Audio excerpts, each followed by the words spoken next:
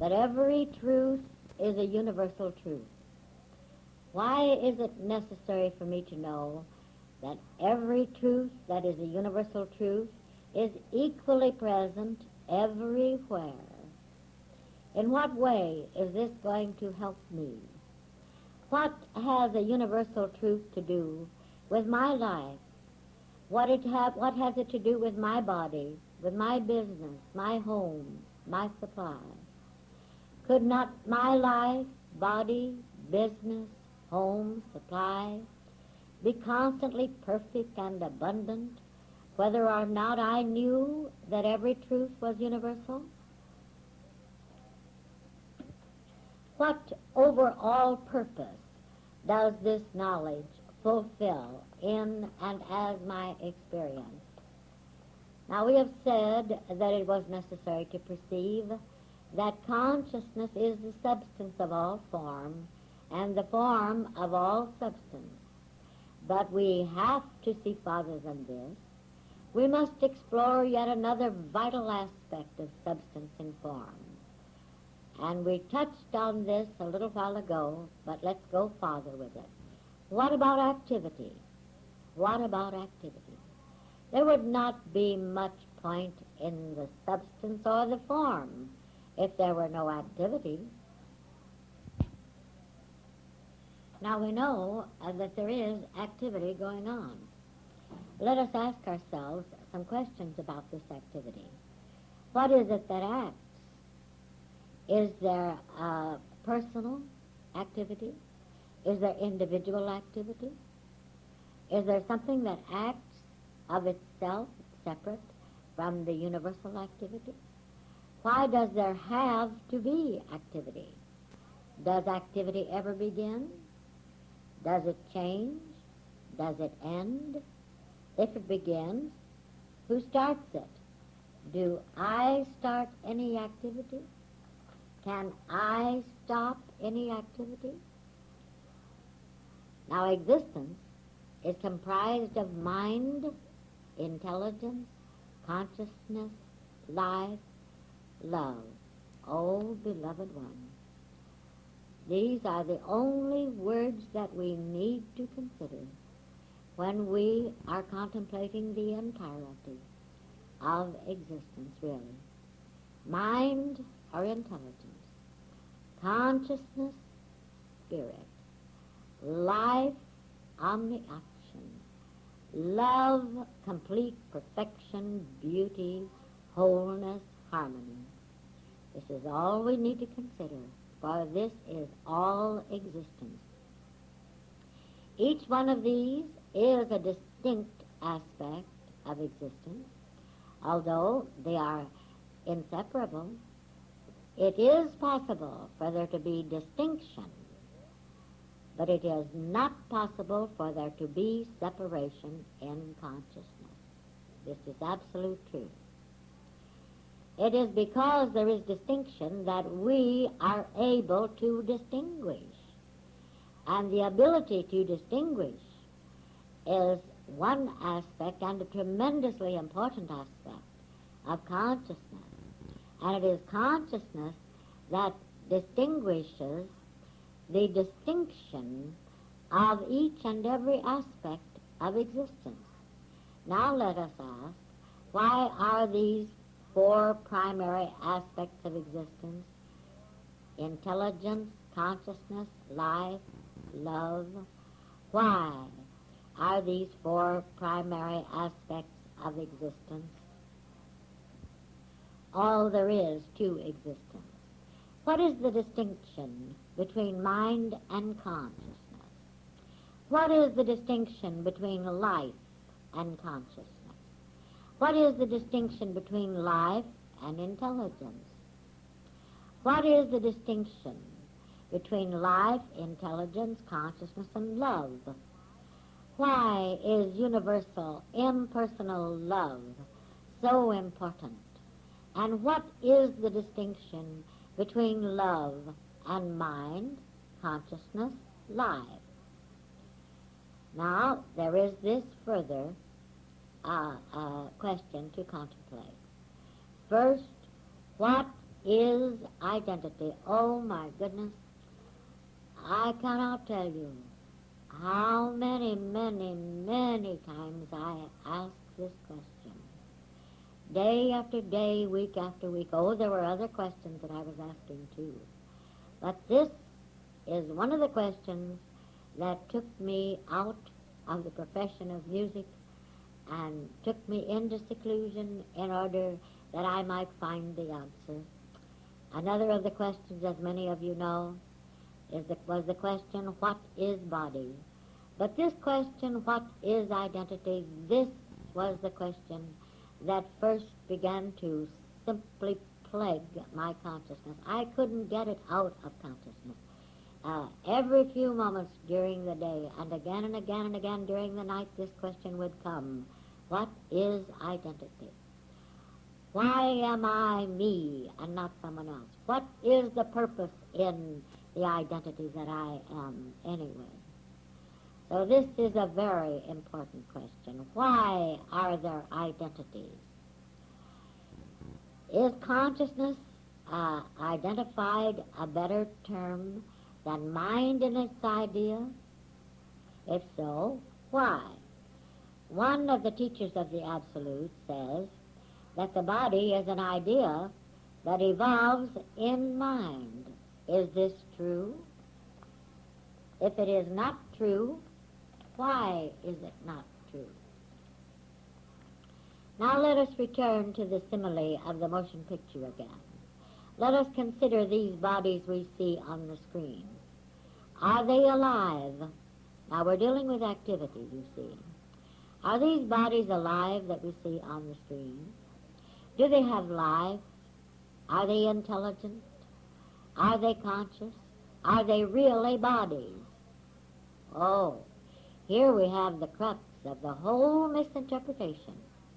These moving pictures of men and women are not conscious. These pictures we see on the screen, symbols, shadows of men and women, are not conscious. They are not alive. They are not intelligent. They are not mind. They are not intelligence. They are not life. They are not consciousness. And this is exactly why they have no existence. Now we know that consciousness is awareness of being. Now these pictures have no awareness of being. They have no awareness that they exist. They have no awareness that they are active. They have no awareness of anything at all. Of course they don't, because they have no actual existence. They don't know what they are. You see, everything in existence knows and knows what it is, knows that it exists and knows what it is. Now, these moving pictures on the screen, they don't even know they exist. Now we know that consciousness, awareness of being, is the substance of the body. We know this. So we know that there is no substance in those apparently moving bodies on the screen. If those bodies were genuine that we see, those pictures of bodies, they would be conscious of the fact that they existed, even as we are conscious of the fact that we exist. They would be conscious of the fact that they were alive. They would be conscious that they were intelligent. And they would be conscious that they were loving. But there is no consciousness in these shadows, these pictures at all. So there is no consciousness of being anything. These false pictures about our body of light are not conscious. They are not made of consciousness. They can have no awareness of being. Thus they have no substance. Thus they have no form, these false pictures about our body of light. Thus they have no mind, no intelligence. Thus they have no existence. Consciousness and life are inseparable. So if these illusory pictures about the body are not conscious, neither are they alive. If they are not alive, neither are they conscious. They are not life. They actually cannot be active, for life is all that acts. They would have to be alive in order to be conscious. They would have to be conscious in order to be alive. They would have to be intelligent in order to be consciously alive. They would have to be intelligent in order to be living consciousness. And they are none of these. Well, you see what we're doing here. We're drawing a comparison, you might say. We're making a simile between these moving pictures that seem like bodies on the screen and are not bodies, and this illusory misconception that seems to be our body and is not our body at all. Consciousness, life, intelligence are indivisible. Now we have seen that the illusory picture of the body is not conscious and it is not alive. Well then, it is not intelligent. It can know nothing. It cannot even know itself.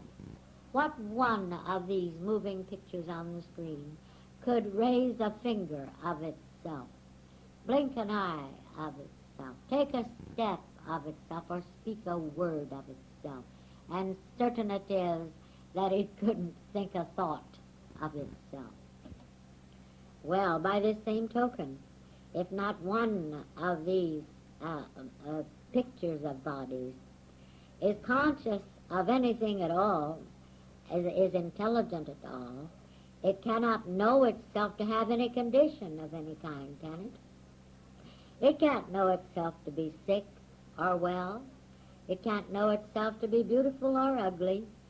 It can't know itself to be heavy or light, short or tall, blonde or brunette. In fact, it can't know anything. Now, we're not just talking about pictures of body on the screen, pictures of bodies on the screen. We're talking about this fallacious misconception called a body of matter. It is not a body at all. Now, to know nothing is to be nothing. Remember, I know what I am what I know. Now, if it were possible for the I that I am to know nothing, the I that I am would have to be nothing. But I know something. I know that I exist. The body that I know myself to be is unconditioned. I know nothing of conditions. The body that I am knows nothing of conditions. The body that I am is as perfect as is the I that I am. The body that I am is as perfect as the truth that I am, because the body that I am is the truth that I am. The body that I am is perfection, because I am this body and I am perfection. The body that I am is conscious of being perfect, because I am this body and I am aware of being perfection. Just as this universe is God, aware of being what God is, so it is that my universe is the I that I am, knowing what I am. Just as this universe is God, being what God knows, so it is that my universe is the I that I am, being what I know. Just as this body is God, knowing what God is, so it is that this body is the I that I am, knowing what I am. Just as this body is God, being what God knows, so it is that this body is the I that I am, being what I know. And what can I know other than what God knows? What can I be other than God is? What can this body know other than what God knows? What can this body be other than what God is? Now, this is what we mean when we say, I know what I am. I am what I know. Now, let us ask a few more questions. For instance, why is the space effort going on? Why are men willing to fly into the seemingly unknown? What makes them, these men, many of them, go through all sorts of hardships, seemingly, to climb the highest peaks, no matter what the hardships may be? Why do these spacemen have this tremendous courage and insist upon flying off into what they consider the unknown space, not even knowing whether they're ever going to come back, be able to come back again? Or what is out there? What is all of this? Let's ask ourselves, why is everything going faster, for instance? Why is it that the autos go so much faster than they did a few years ago? Why the jet planes so much faster than the old-fashioned planes? Why the space flights with their incredible speeds? These are important questions, and it would be well to dwell with these questions, too. Oh, there is tremendous spiritual significance in the truths behind these activities, but it doesn't help us very much to know that they do, or what they do, that they do represent something spiritually, unless we know what these facts are, and unless we know why there is the effort, even seemingly humanly, to overcome time and space. Now, I must confess, we'll just have to go back to bridges again. And you'll remember we said the significance of the bridge was beauty itself. The significance of the bridge is much more than just beauty, too.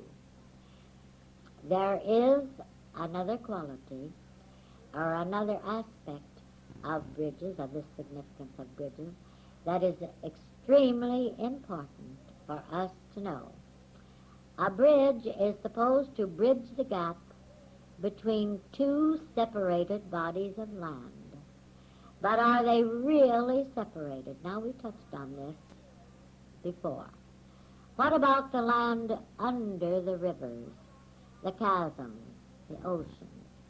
Are they really separate essences? Is this land on one side of the bridge, on one side of the chasm, a separate essence from the land on the other side of the chasm or the bridge? Separate substances? Indeed, no. If the rivers and the chasms meant that these were separate bodies on either side of the river or the chasm, this world would not be one integral whole.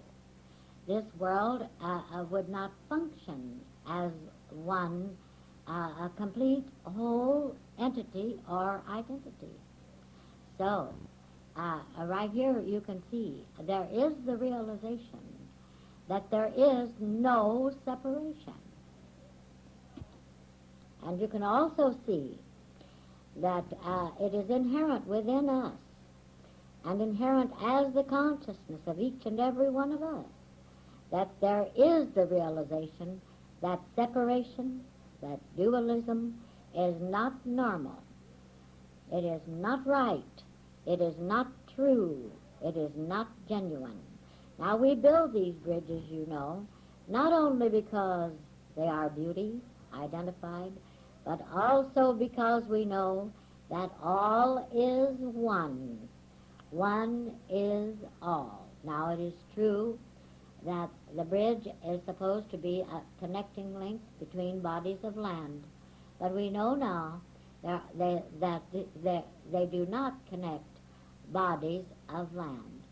And if it were not known that there was not anything that could separate land, one body of land from another body of land, there would be no bridge.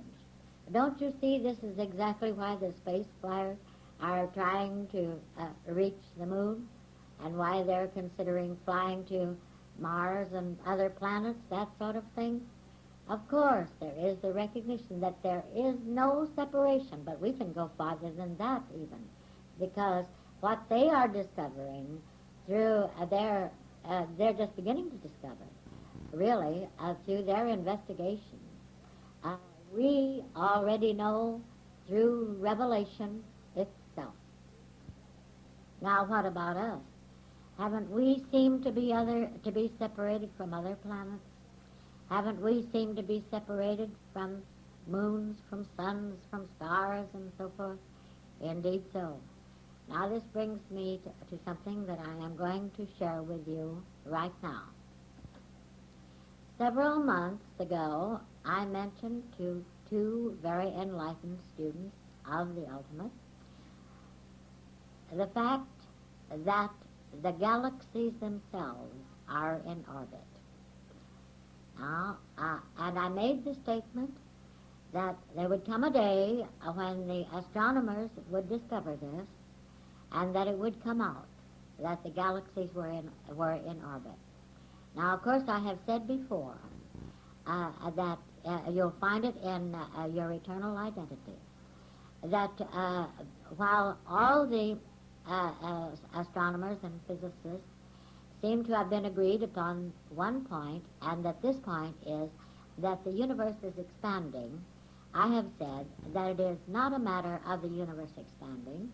Rather, it is a matter of our consciousness becoming more aware, a greater awareness of the universe. Perhaps we could call it an expanded consciousness, although consciousness does not expand.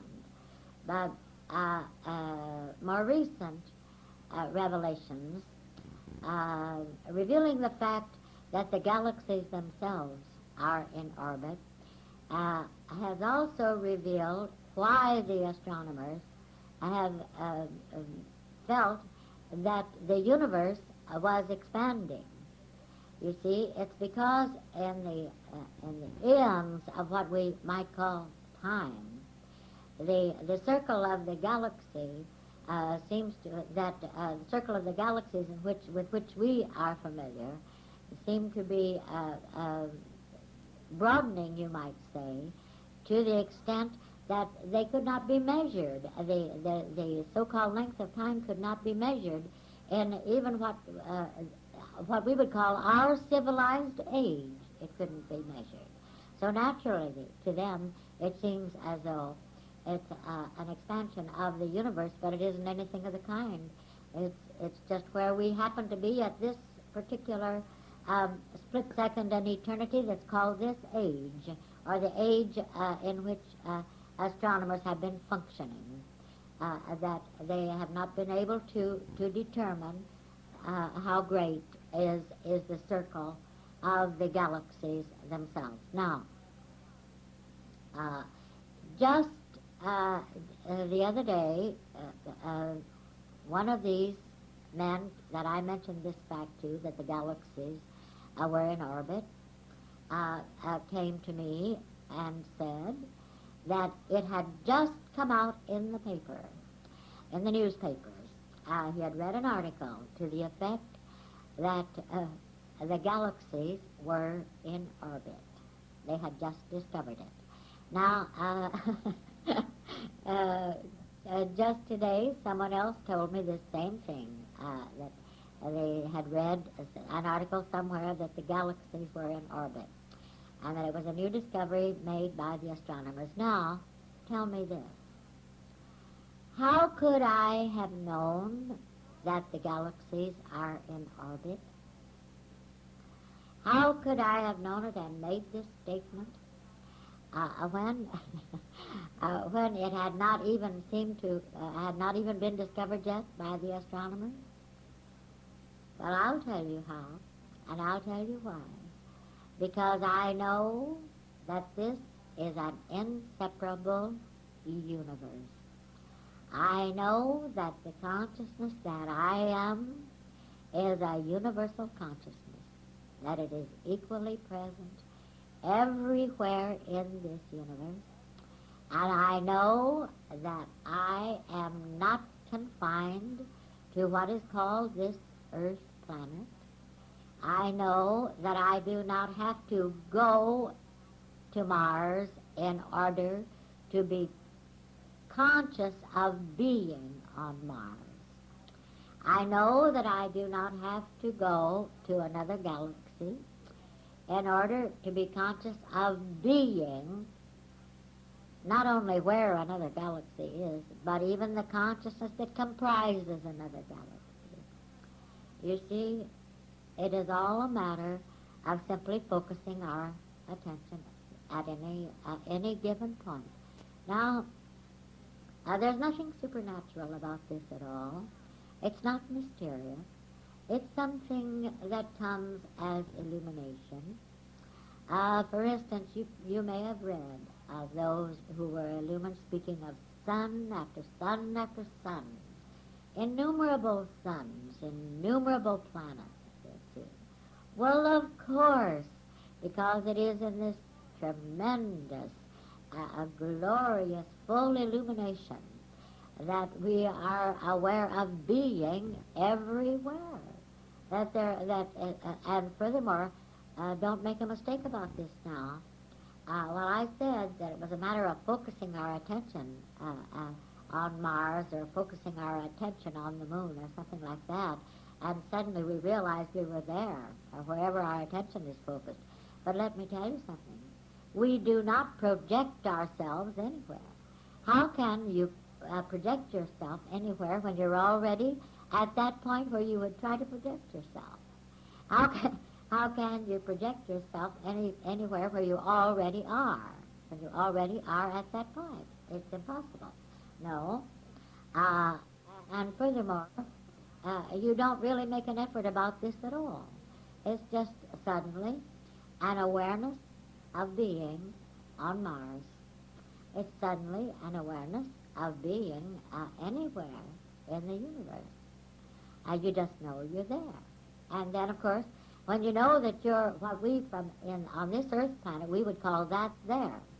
But the very moment that we know we are there, well, that isn't there to us at all. Because, you see, it's here because wherever we are is here to us. And so actually there is no there. There's just here. And you should see, it gives you such a perspective when you observe this Earth planet from, say, one of the other planets. Why, it's just a pinpoint, such a tiny little shining dot, and it gives you a perspective of how it is and why it is. That, my goodness, we shouldn't get so concerned about all these paltry little so-called human affairs that seem to disturb us so much. It's all so silly, and then that isn't all. It makes us smile, really, although we recognize that it does seem to be tragic. But it makes us smile at these strutting, little power-mad, so-called dictators, imagining that they of themselves are great ones, imagining that they can control this world. Well, suppose that one of them did. Suppose one of them did. What would he be controlling? Why, he'd be controlling nothing but a little pinpoint of light in the whole universe. Now, isn't this ridiculous? This certainly cuts them down to size, doesn't it? But I'll tell you what you do realize. You realize that this universe is a universal body. It is a body without a circumference. I mean, there's nothing outside. And for some reason, all the activity that goes on as the activity of this universal body is a circular activity. Someone has said there is no such thing as a straight line in nature. And I accept that fully, really. because of my own experience in seeing and being this universe itself and the activity that is this universe, experiencing it, seeing it, being aware of it, and even being aware of being it. And there is no activity that operates in exactly a straight line. It's all circular. Now, I don't claim to know the reason why this is. This is something that I have yet to have revealed within and as my consciousness. I only know that all of the activity is circular in this universe. But as I've just said, in your recognition that you are everywhere, and wherever your attention happens to be at any moment, there you are aware of being, and it is here as far as you're concerned. All right, now, it is in this recognition that you realize that this is one inseparable universe. And you also recognize the fact that the planets are not separated because they happen to be each one a specific planet, and each one happens to be a definite essence in form. And by this token now, you can see that this Earth planet, it not only is not separated into bits and pieces by rivers or oceans, but this Earth planet is not separated from the universe itself. It is not separated from the other planets, from the essences, from the activities of the other planets, of the stars, the moons, the suns. Now, each planet is a distinct aspect of this infinite universe, and each planet certainly is a body. Actually, the astronomers speak of the body of Mars and the body of Venus and all of this, and the body of the Earth planet. They are bodies, but the fact that that infinite, universal, conscious, living intelligence exhibits itself, you might say, as innumerable distinct bodies. These bodies are still comprised of consciousness, and consciousness does not end at the outline of the body of a star or a planet, or at the outline of the body of the Earth planet. There is no separation. There is no circumference that can possibly separate consciousness into little blocks of consciousnesses. Now let us ask, is there any difference between the oneness of the land under the oceans that makes this Earth planet complete, and the oneness of this galaxy, which makes its oneness complete? And is it not this same oneness, this same indivisibility, which makes this universe complete, including every galaxy, every star, every planet? Oh yes, this Earth planet too. And is not even every grain of sand necessary to the completeness that is this Earth planet? Is not every grain of sand necessary to the completeness that is this universe? Is not every distinct body of the one called you and me necessary to the completeness of the universal body, or the body of this universe? Indeed so. Oh, the barriers, the seeming barriers of limitation, the seeming lines of demarcation that have claimed to separate us into little beings.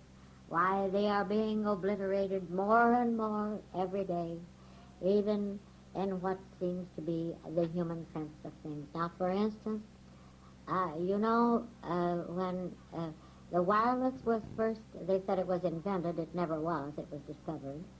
But when the wireless was first discovered, it was erroneously believed that only sound could be heard simultaneously anywhere in the world. Well, that, they thought, was a tremendous discovery. There is the immediacy, the nowness, the instantaneousness of sound everywhere in the world. Well, along came television, that dissolved that illusion, you see. Now we have television where not only sound but pictures too can be heard and seen anywhere. Now we have Telstar, you know, proving that there is no space separation that can divide this earth planet from the moon, you see. Now there is a definite spiritual significance in this. You see, they say they aim the pictures at the moon and then they are reflected back to the earth, but look, they have to hit the moon first. They have to be on the moon before they can be reflected back to the earth, don't you see? So there is definite spiritual significance in all of this. Oh, there are so many facets of this significance that we could ask questions for years and years and years.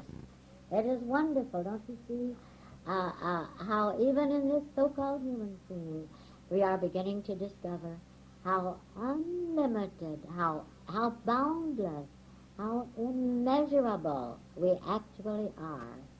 Now let's ask ourselves a few simple questions.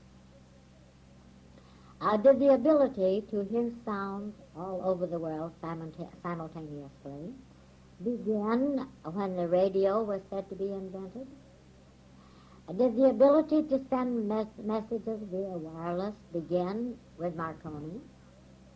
Was there ever really a separation between the sending of the message and the receiver of the message? If there were a space separation between the broadcasting of a program and the hearing or seeing of it, wouldn't there also have to be a time separation between the sending of the program and the seeing of it, the hearing of it? You see, there is neither space nor time. And don't you believe for one moment that our spacemen are not discovering this. They are discovering that there is neither space nor time. Now this leads us to a very important question. Is there a space or a time separation? And more important than that, if there is neither space nor time, why is there not space nor time? Why does it seem that there is space and time? To whom does it appear that there is space and time? If consciousness, awareness of being is all, what and where could there be a separation? Are the airwaves really divided because they carry a message on what is called different wavelengths? Where does one wavelength stop and another wavelength begin? No, the only activity is omni-active life, omni-active intelligence, consciousness. Living, intelligent consciousness is constantly alive. But we are becoming increasingly aware of this fact. Beloved, can you see what we are doing here? We are obliterating all that has seemed to limit you, all that has seemed to bind you to a little area, to a little span of so-called human life. Once the so-called time barriers, once the so-called space barriers are dissolved completely, you can be fully and completely aware of your freedom, of your complete freedom, of your eternal nature, and of your immutable, perfect, changeless being and body. You see, there really is neither time nor space. For instance, you probably will remember reading about the space flyers that they had difficulty about what they call the time, because the farther they get away from the Earth planet in their space flight, the slower their watches or clocks go. For this reason, they had trouble synchronizing the time with those between the spacemen and those on our so-called Earth planet. But now, this is true, that the farther away from the Earth planet they were, the slower their watches went. Now, there is no universal time clock, you know. And if the space flyers, this is known to be true, if they could get far enough away from the Earth, these watches would simply stop. There wouldn't be any time at all, because there would be no way to tell time or anything like that. There wouldn't be any such thing as a watch or a clock running and giving any time. Now, tell me, is there any time then, when there's no way to measure it at all? Is there any time? What could it be measured by? And if there is no time in what is called outer space, and incidentally, that's not a very good way to say it, for there is no outer space. But if there is no time in outer space, is there any time here? What's the difference? Wouldn't this Earth planet be outer space, then, to those on Mars or on Venus? But of course. So you see, if there is no time, there is no time, period.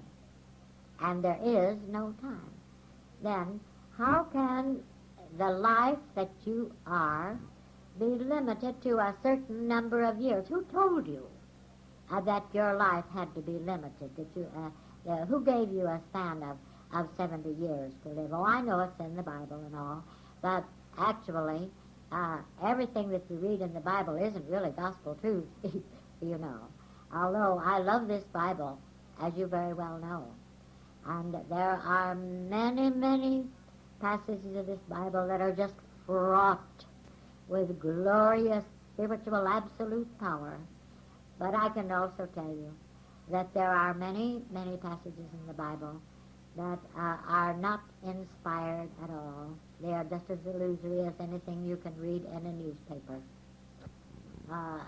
One of the most intriguing of those, and one of the most false passages like that, is the one that says there is a time to be born, there's a time to die. I believe that's in Proverbs. I'm not very sure. I never liked it very well, and I never studied it. But I know, maybe it's in the New Testament. Anyway, there's a time for this and a time for that. Well, there is no time for anything, because there is no time. And there was never a time when you were born, and there is never a time when you are going to die. There is never a time when you acquired a body, and there is never a time when you are going to be separated from your body. There is never a time when you began to be alive, and there is never going to be a time when you are not alive. There is never a time when you began to be conscious, and there is never a time when you are going to stop being conscious. There's never a time when you began to be intelligent, and there is never a time in which you are going to stop being intelligent. There is never a time when you began to be love, and there is never going to be a time when you can stop being loving. You see, there is no time. This is the end of Side 1. Please turn the cassette over for Side 2.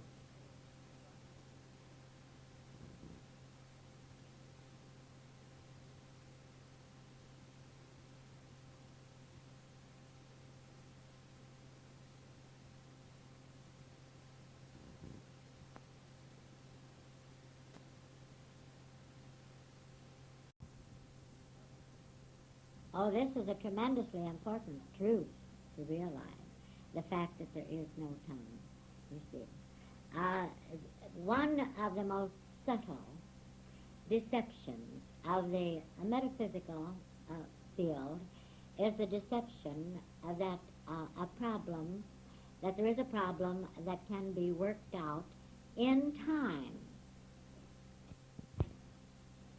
Oh, I used to hear them say, well, you know, I've had to learn to be patient.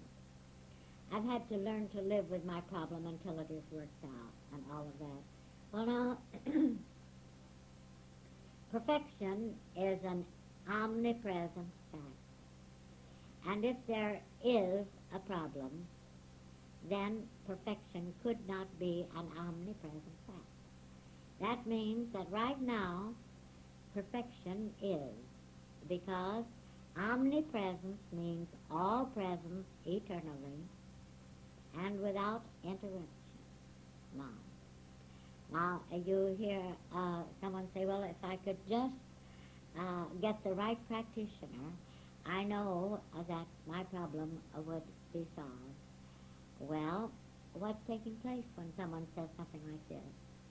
Why, they're saying that right now I have a problem. Right now I am not perfect. But if I can find just the right person to help me, I will in the future become that which I am not right now.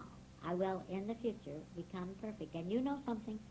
It is not only in this that this subtle illusion creeps in. I've been guilty of this myself, and so I can speak from experience here. And that is feeling, well, now, if I could just read the right truth, if I can just find the right truth and read it and stay with this particular truth, why, I know that I will be, as I used to say, healed. Or I know my problem will be worked out. Well, my goodness, what was I doing? Wasn't I hugging my problem just as tightly to myself as I possibly could? Wasn't I insisting that I had a problem? Wasn't I insisting that I had something from which I needed to be healed?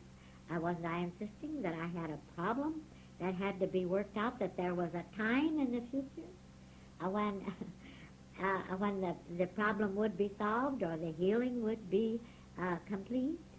Oh, it's such a subtle thing, and we don't even recognize it. If we did recognize it, of course we wouldn't put up with it for a split second.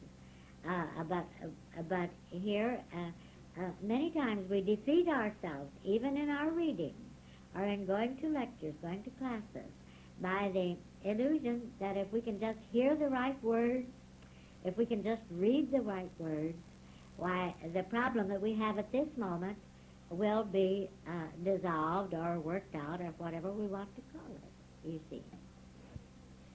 In this way, you see, we are not only claiming the problem that we don't want at all, but we are claiming a time in which it exists, and setting a time in which it will be solved or healed.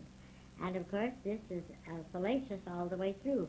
Now, when we read, those of us who are students of the ultimate, we read for the sheer joy of reminding ourselves of the perfection that we already are, of reminding ourselves of that which we have always known and that which we are always going to know.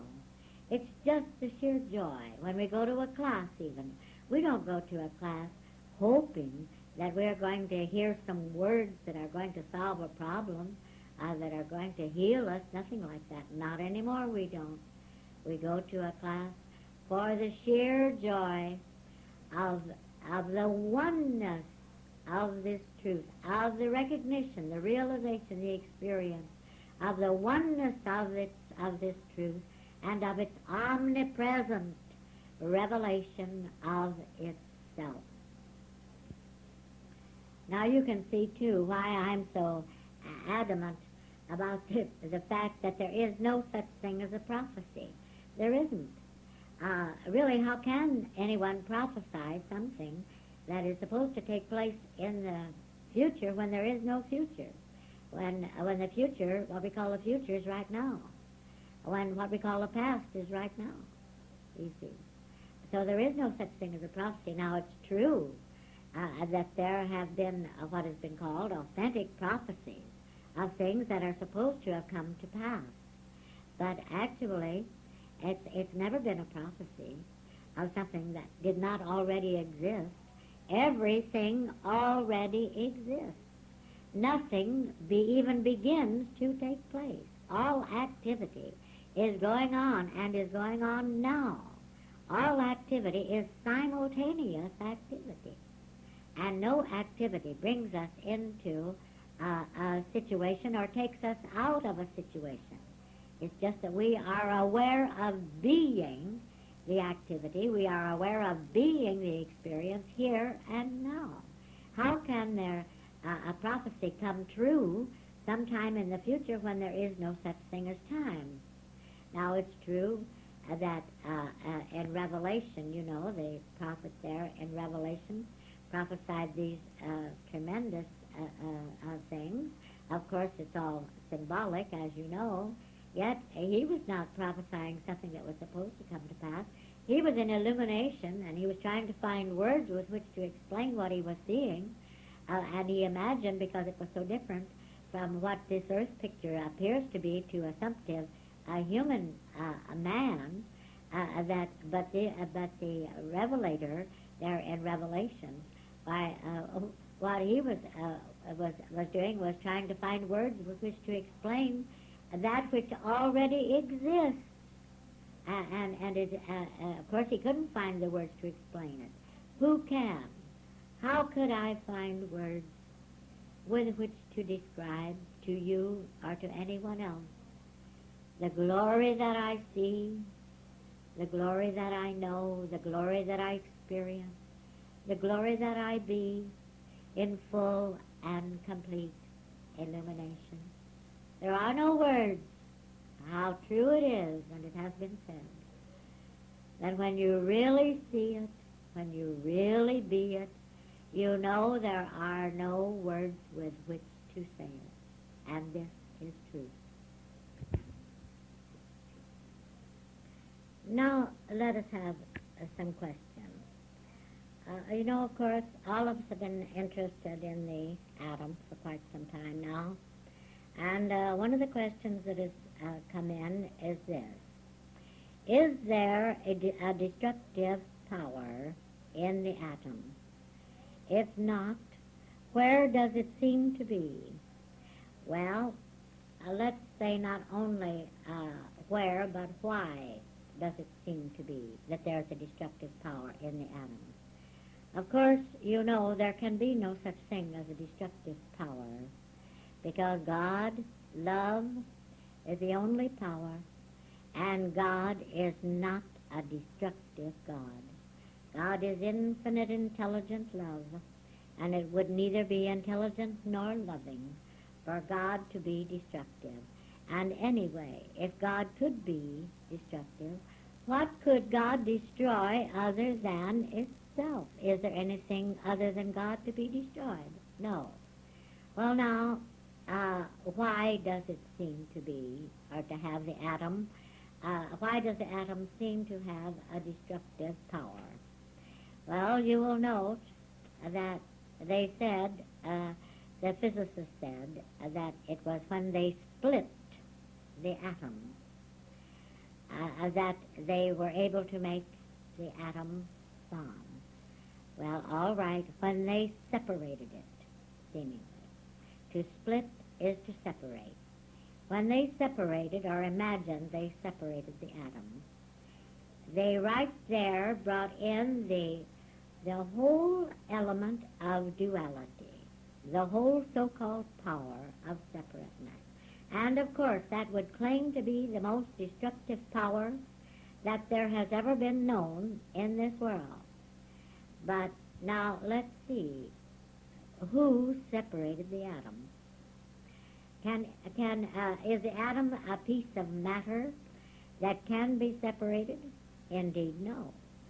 The atom is as inseparable as is the universe itself. For the atom is the universe, even as the universe is the atom, and we have proof of that too.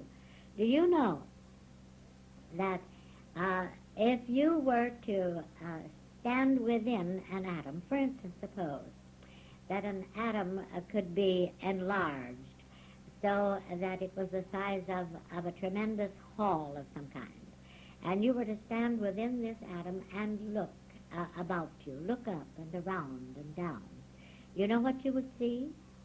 you would see something that looks just exactly like what you see when you look into the star-studded heavens.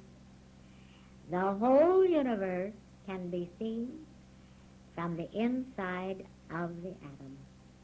So, actually, this means that the wholeness, the completeness, the allness that is the universe exists as every so-called atom. And I'm not talking about pieces of matter. And beloved one, I think you know that I do not, in any of these things, I'm not speaking about matter. But if there is such a thing as an atom, whatever its nature may be, God has got to be the atom. And God is complete as what God is. Whatever God is complete as that. And there is nothing but God existing, so there is nothing that can separate God as the atom. There is nothing that can split God as the atom. So you see, the first fallacy of that which is said to be the worst, the most powerful, destructive element the world has ever known, the first fallacy of that is dualism. That they can take that which is supposed to be the smallest and split it, separate it into pieces. So here we have it. Dualism is the basis of every so-called destructive force in the world. And dualism is a downright lie. God is one God, and God is not a dual God. And so there is no dualism. You see, the claim would be that if they could divide even the smallest particle in the world, why, surely they could imagine it possible to divide everything, divide everyone, and make this a destructive so-called force. First, you see, it was as though the universe were divided into galaxies, were divided into planets, into stars, into moons, etc. And then it was that the Earth planet was divided into continents by oceans. Well, we've proven the fallacy of that. And then it was that the peoples of the world were divided by continents, by nationalities, etc.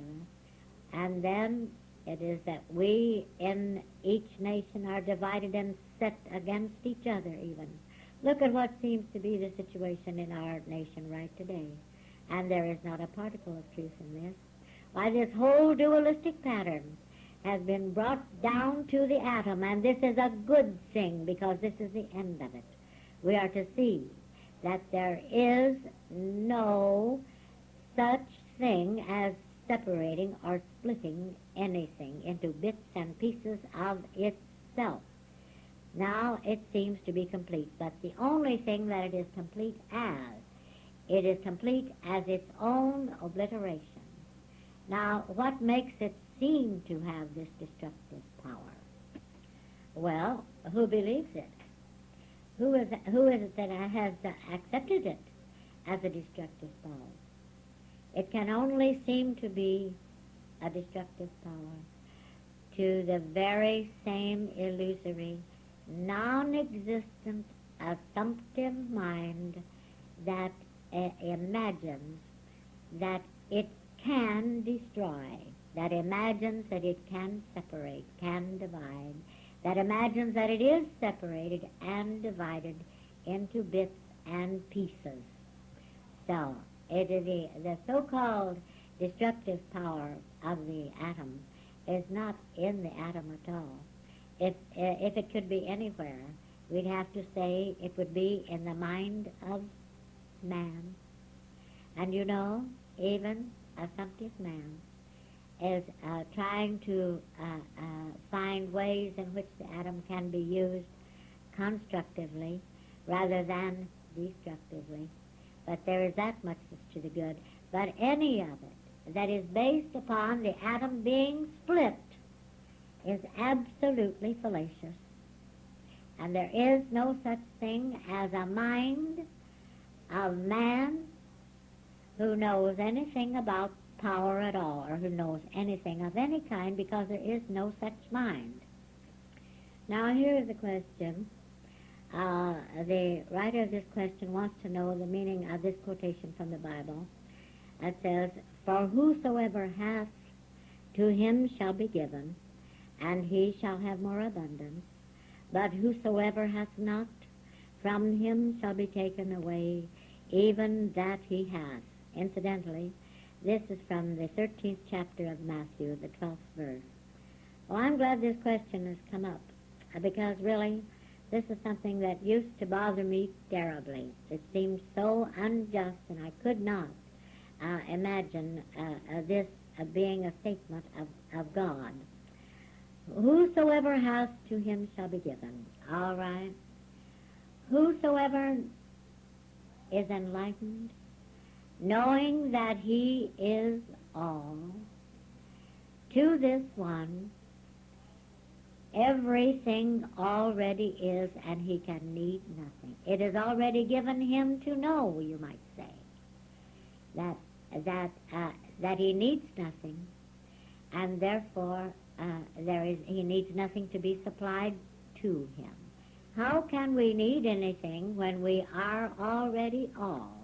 And then, of course, the second part of the statement goes right along with this. Whosoever hath not, from him shall be taken even that which he hath. Well, all right. Even if we seem to have health, even if we seem to have wealth, even if we seem to have joy and peace and harmony, and we do not perceive the true nature of our beings, all of this is going to be taken away from us. If in no other way, we would have to lose it through what is called death. But if we have this consciousness, if we are conscious of what we genuinely are, we recognize that nothing is ever added to us and nothing can ever be taken away from us.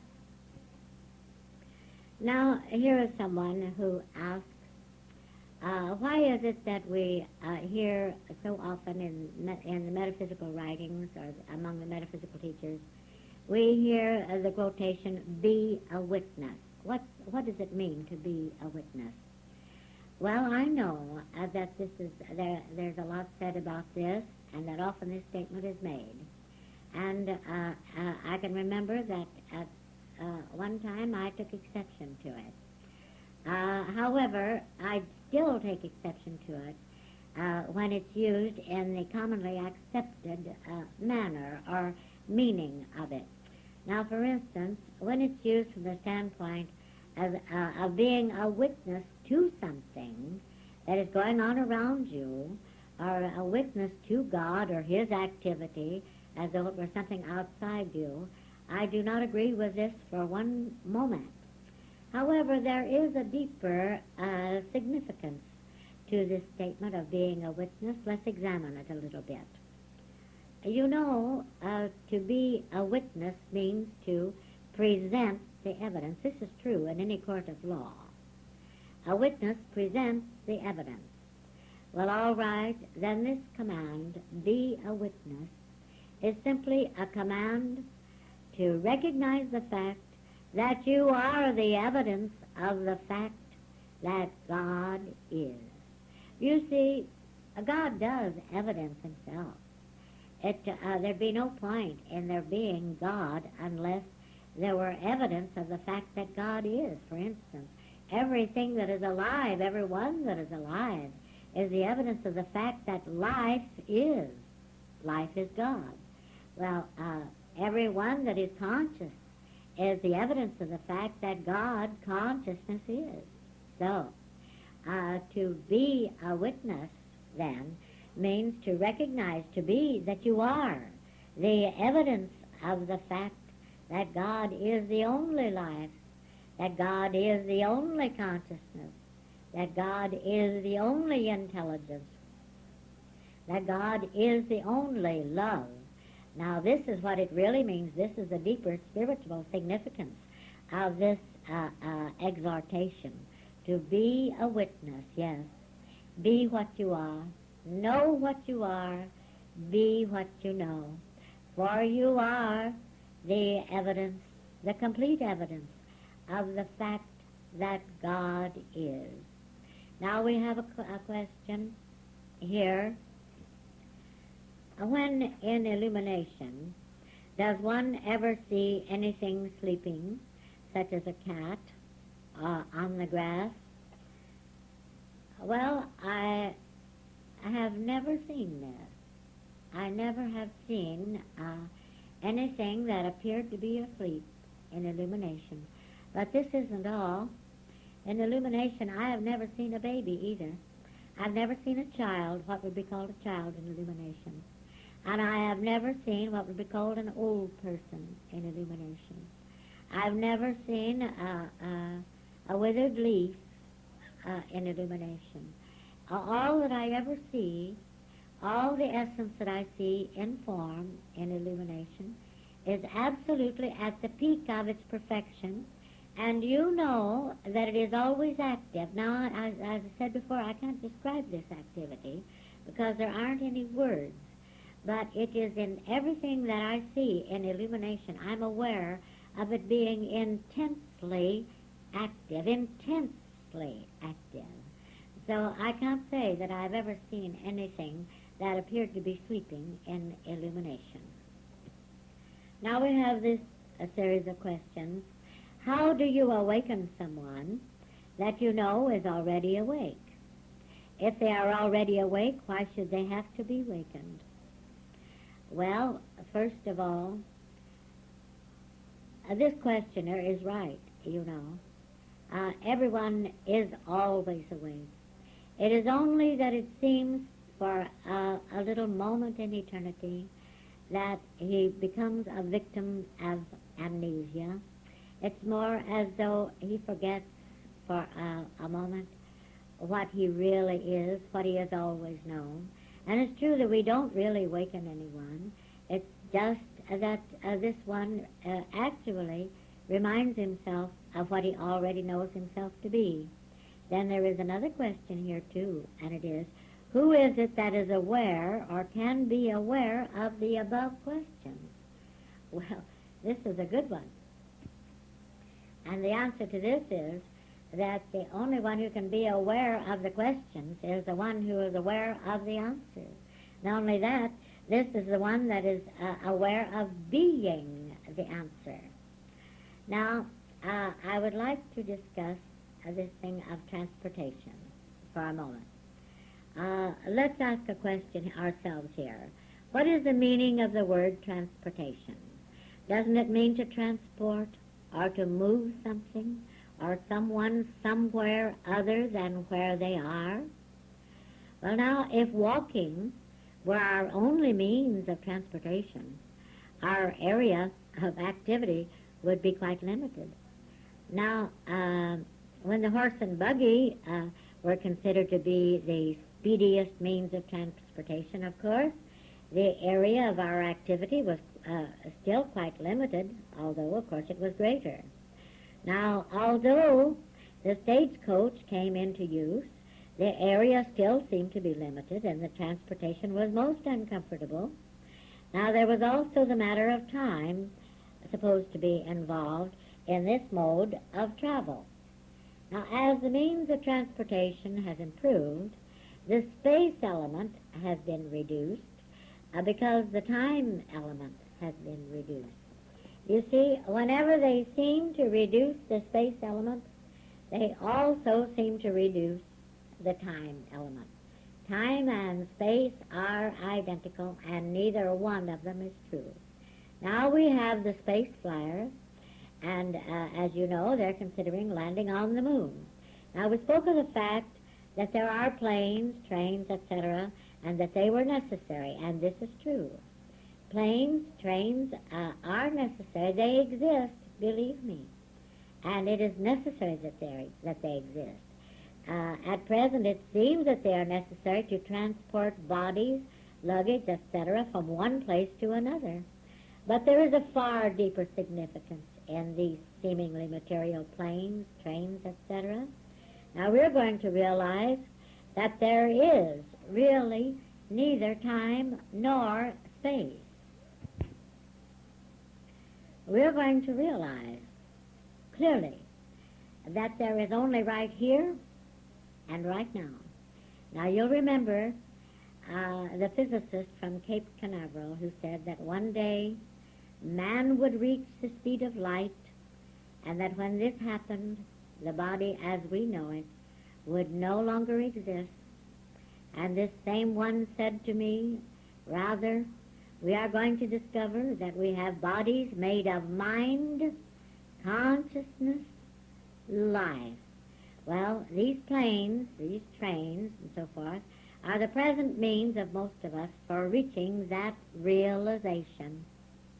Now, this may seem strange, but it is true.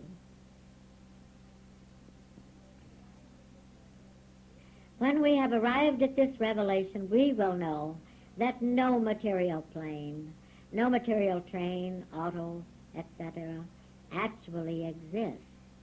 Now, some of us are discovering this right today. You know, that is the beauty of this whole truth. That is the love that is God, that whatever seems to be necessary at any given moment, even in what seems to be the human aspect of things, which is fallacious, but even in this fallacious aspect of things, whatever is necessary at any given moment appears, and it does seem to be necessary at this moment, that the means of transportation that are called autos, planes, trains, etc., that they are necessary.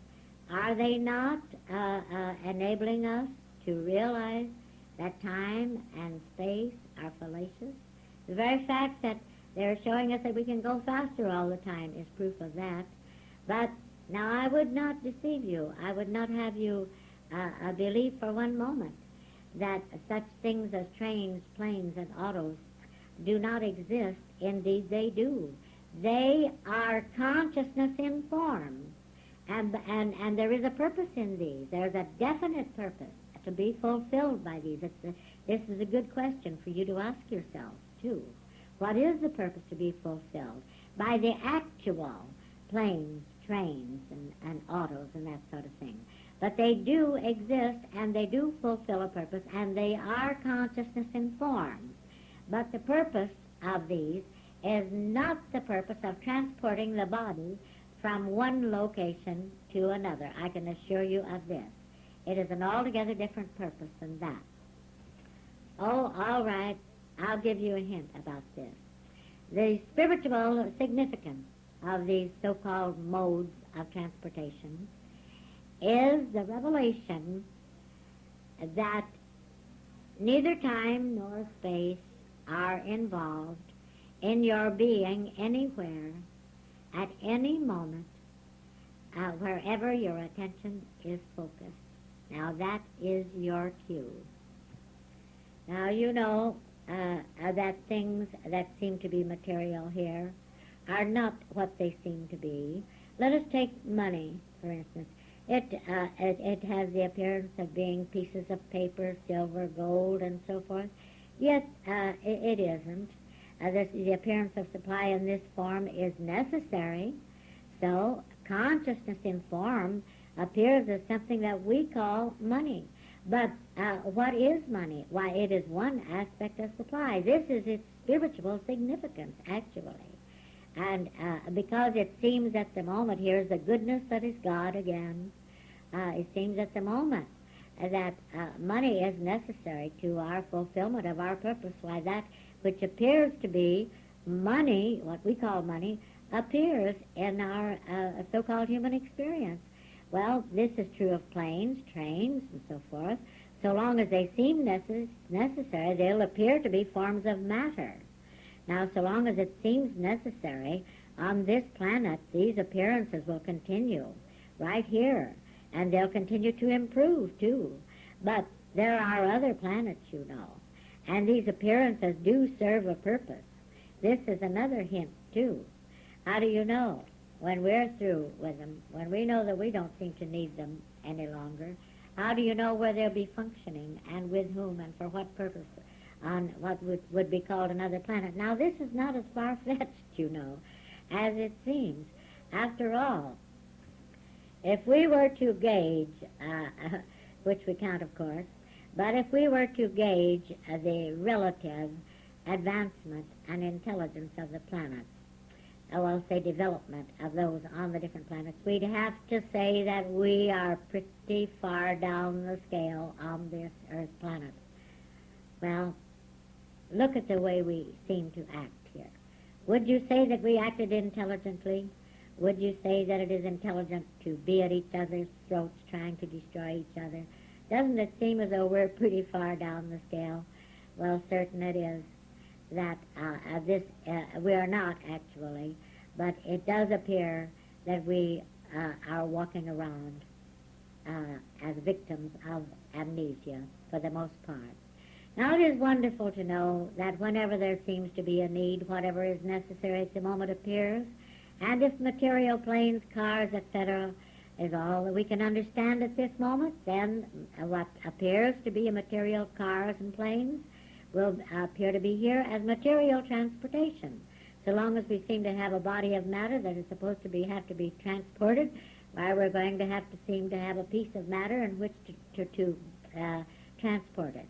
No matter what seemingly material object may appear, let our question be, what is the spiritual fact back of this appearance? Now, this is also true of activity. No matter what the so-called material activity might seem to be, let us question. We know it isn't going on in matter, for there is no matter. But let us ask, what is the spiritual fact, the genuine fact, the spiritual significance in back of this particular activity? What is really happening is that we are being transported from the material to the spiritual. Let me say this again.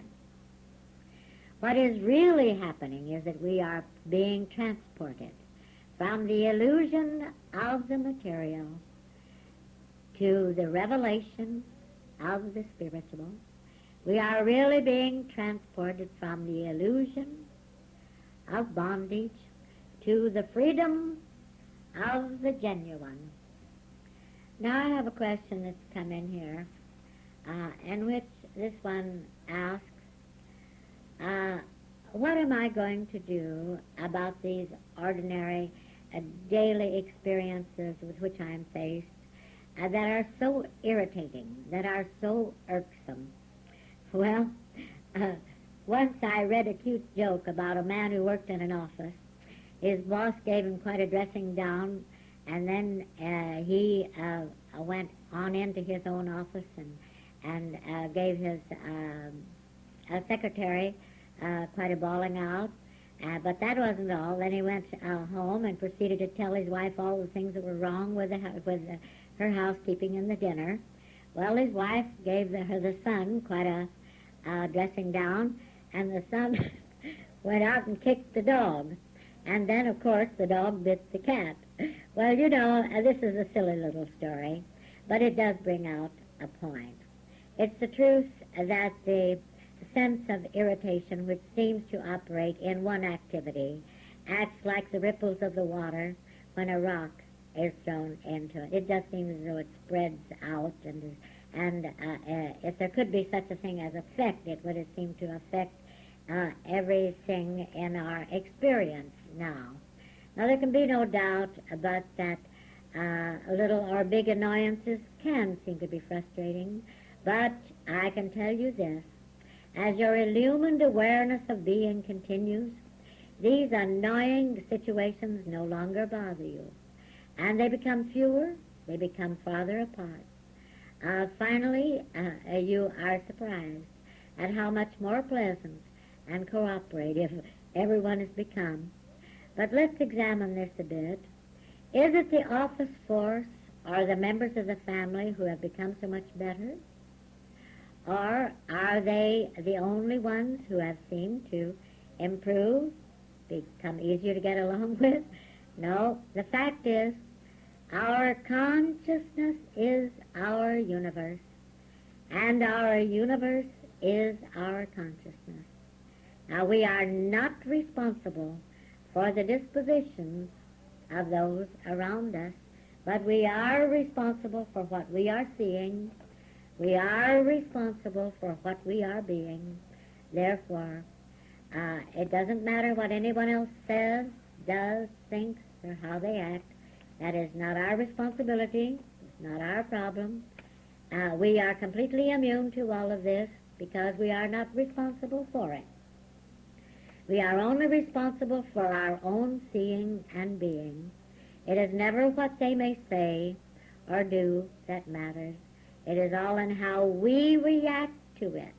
One thing I know, that there is no petty little so-called mind that can resist the wonderful power of the enlightened consciousness which is love. Now we know there is no difference in being irritated at someone and having some irritation, infection, etc. in the body.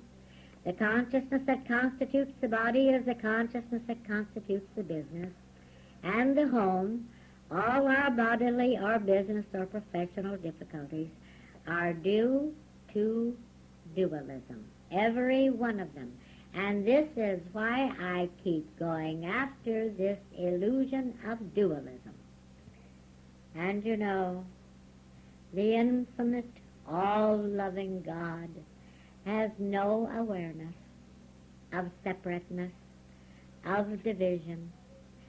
Actually, there is no truth more powerful than the universal fact that God has no awareness of separation.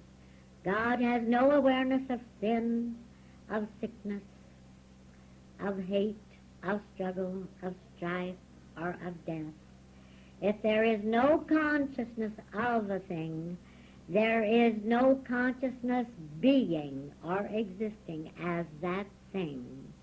If there is no consciousness of a condition, there is no condition existing as that thing. For everything in existence is God knowing himself to be that. Now I have been asked to describe full illumination, and I can only tell you that full illumination is that point in your spiritual experience where you know that you are the universe, and all that constitutes the universe is what you are. Above all, you experience love, beauty, perfection, and it is all intensely active. In fact, it is God being you, you being just what God is, and nothing else.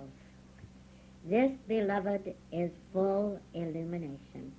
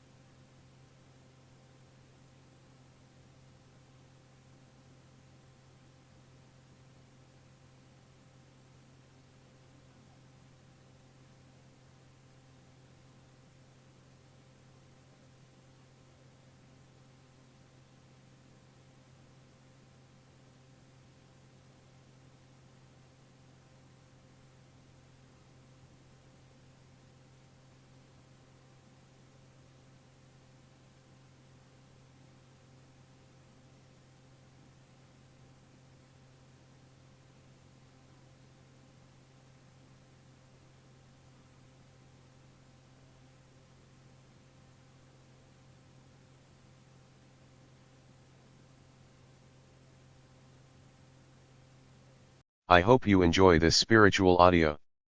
Like, share and subscribe for more.